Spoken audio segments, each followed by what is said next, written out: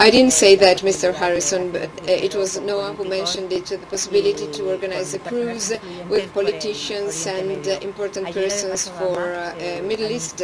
Yesterday, the President Barack Obama said that there is no war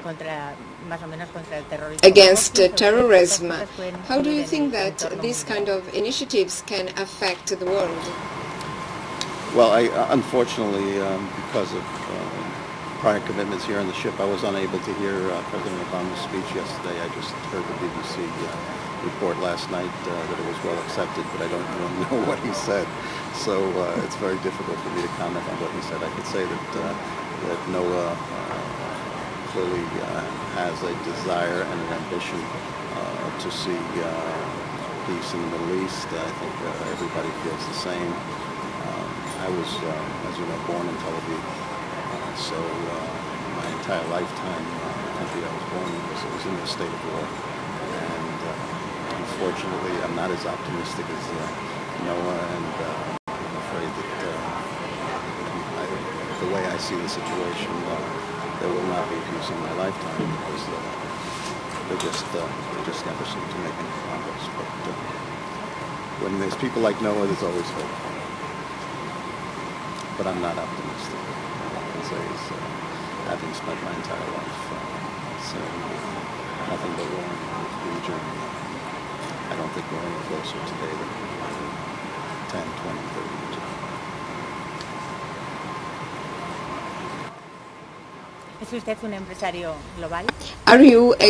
You are a global entrepreneur. You have interests in all over the world. And I would like you to tell me something about this dramatic crisis affecting the whole world. In some way, you that are one of the leaders of the world economy, how is it that you did not foresee it? Or, another question, when this happens, nobody can foresee them. Yeah, I don't know that anybody did foresee it. I mean, there were a few doomsayers on financial television that were making statements about this already a while ago, but there were very few, and very few people listened, including me. I was much more optimistic.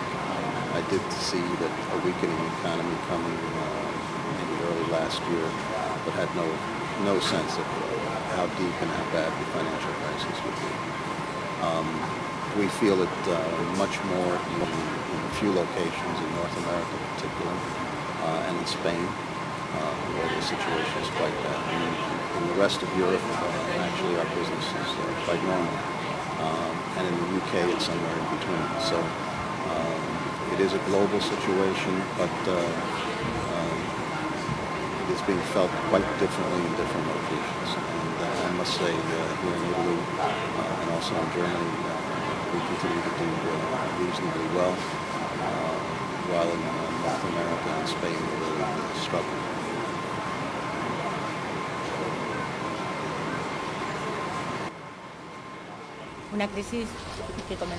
It is a crisis that started out as a financial crisis, and then it became economic, and now it is mainly social.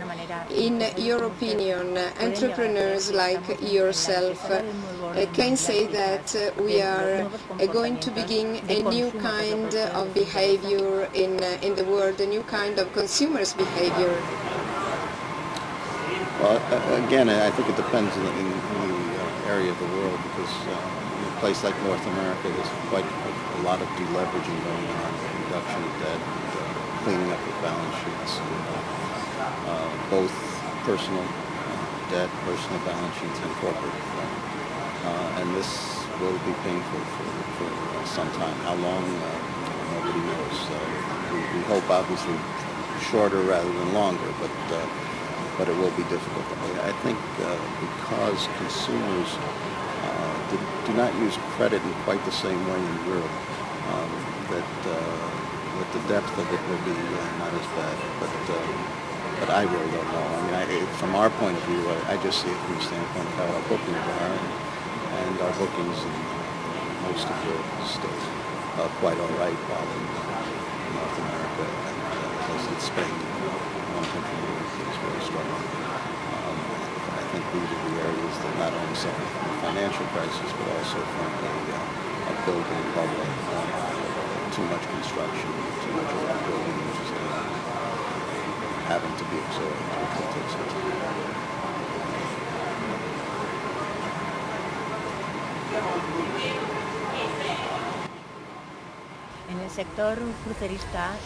What about cruise, Mr. Harrison? Almost all companies and their trademarks decided to have a similar policy. They decreased prices and adopted some measures that seem to be quite clear, quite logical, and they in a way try to dampen the crisis. How can you consider it medium and long term?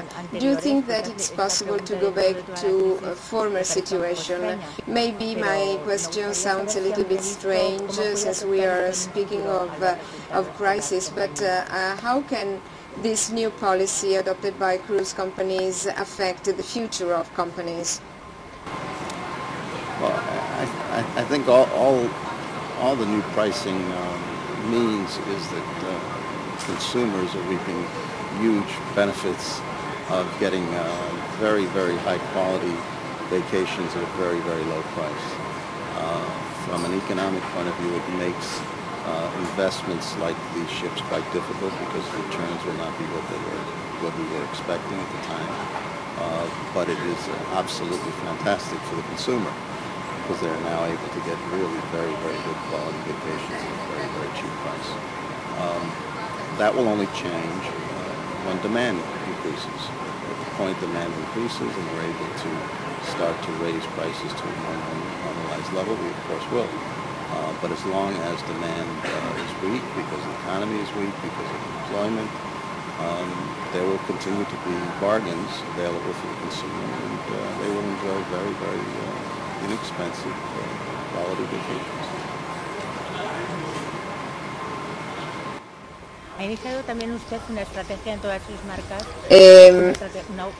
Did you also start a kind of renovation operation in your brands? Did you refurbished many ships and you contacted Peter Fetten? What do you want to achieve with this policy, with this strategy, and what is Peter Fetten concretely actually do to carry out the renewal strategy? Well, a number of our brands are making very significant investment in their ships. Carnival Cruise Lines has this evolution of fun upgrades that they're doing to the fantasy class, which are very, very significant investments in the fantasy class. Holland America is continuing its now second phase of Signature of Excellence. The Bing was just completed. Carnival just completed the Sensation. And Princess has some very, very significant upgrades being done to the Grand Class. Golden Princess was just completed. Bringing in Peter Fetten, Peter is someone with vast experience in refits, and because the investments have become so huge across our brands, we felt that we needed a central person who could make sure that best practices are being used by all the brands so that we do these jobs in the most efficient way possible. These investments are now running into the hundreds of millions of dollars. And when you make investments like that, it pays to invest in people like Peter who really have a great knowledge in this field, having worked in ship repair at London Boss and doing refits at Royal Caribbean. So Peter's background and knowledge will be a great asset to all the brands and assure us at the corporate level that we really are doing everything we can to make sure that these refits are done in the most efficient and effective way.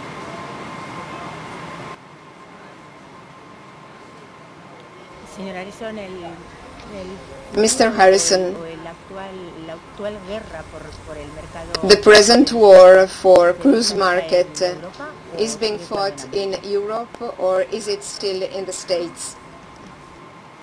I don't like using war metaphor because there are people dying every day in real wars. So I prefer to say that the competition in the cruise industry and in the vacation business in general is extremely heated right now because demand is weak. And so when you have people who supply vacations, whether it's tour operators, hotels, or cruise companies, and demand is weak, they will compete more heavily. And I think it's important to continue to invest significantly in marketing in events like today. I think it's very important, and to continue to invest in your product and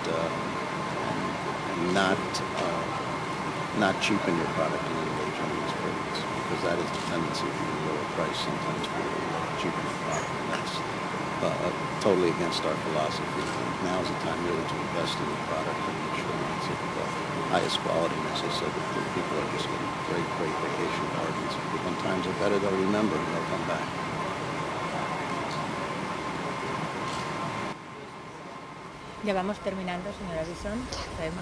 We are going to finish our interview. I know your time is valuable, so we are going to end the interview. I think that between 6 and 8 November there will be a conference of cruise experts in Barcelona, and you confirmed that you will be there. I would like that you could tell me how are you going to present your presentation in this big reunion meeting of cruise experts, in this summit of cruise experts. In today's environment, between June and November is a lifetime, and so I have no idea. We're dealing in very volatile markets. We're dealing with very unique and challenging time, and to try to prepare for something in November now would not really work. So I think November 3rd or 4th I may start to think about what I say on November 7th.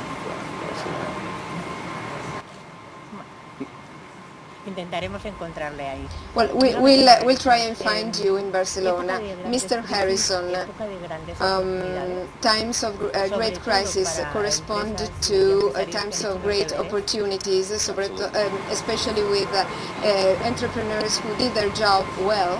Do you think so? Absolutely. There's no question that the times of like these are times of great opportunity. This particular time is quite difficult because liquidity is not available, which makes, even if you see an opportunity, sometimes difficult to execute if there is no liquidity.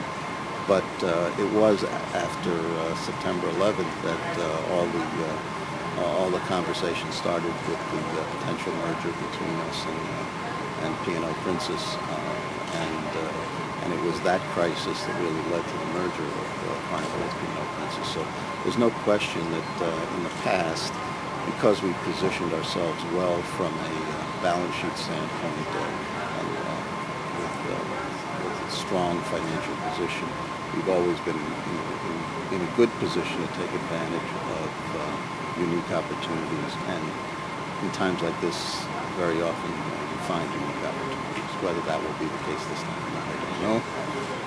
But you're absolutely right. These are the times when companies and people will find unique opportunities, and 5-10 years from now we'll look back and say they made some very good moves at this time. And some will say it's unfortunate that we didn't make certain moves when the opportunity was there, because it may not be there 5 years from now, 10 years from now.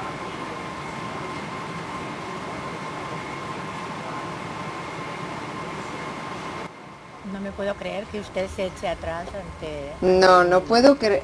I can't believe that you don't accept the challenge of a merger, of an acquisition, any kind of financial operation. I think you like challenges and risks.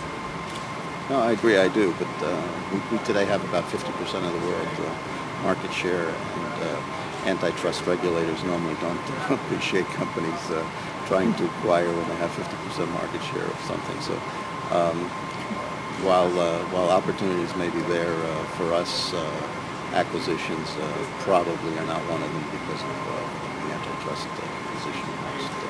Although we just, as you know, in Spain, we just recently with Arizona acquired the final piece of cruceros that we didn't own.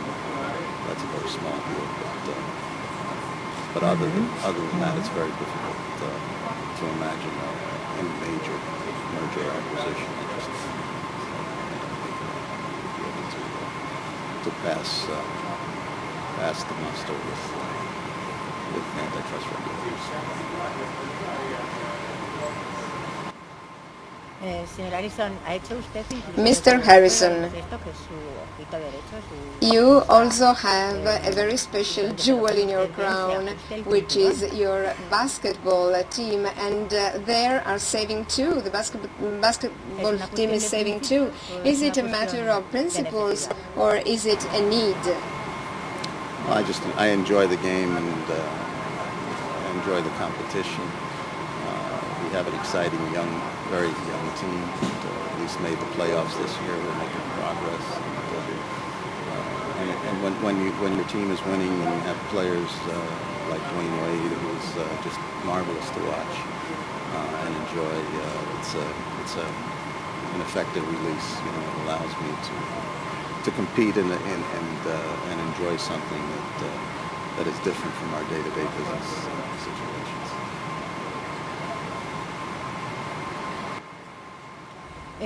Ya terminamos, pero we are going to finish, but I could not finish without asking you this question.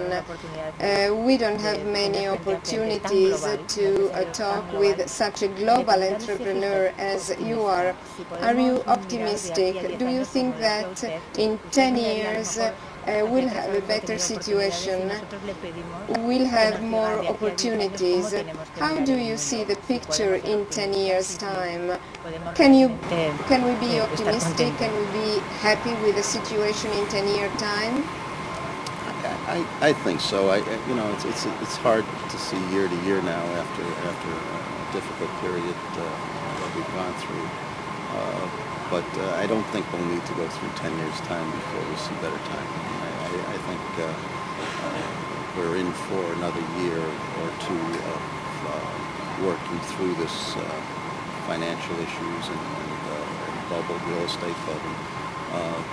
But I think after a year or two, so much is being done. There's so much more sophistication in governments and government central banks and how they deal with these kinds of things that I think in 2 or 3 years' time we'll see a much better situation.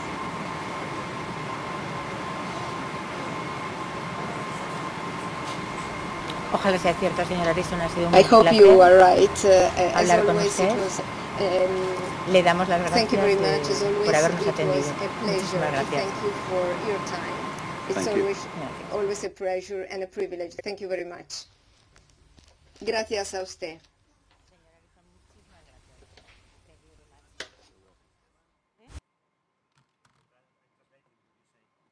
Bueno, al final hemos conseguido hacer la entrevista.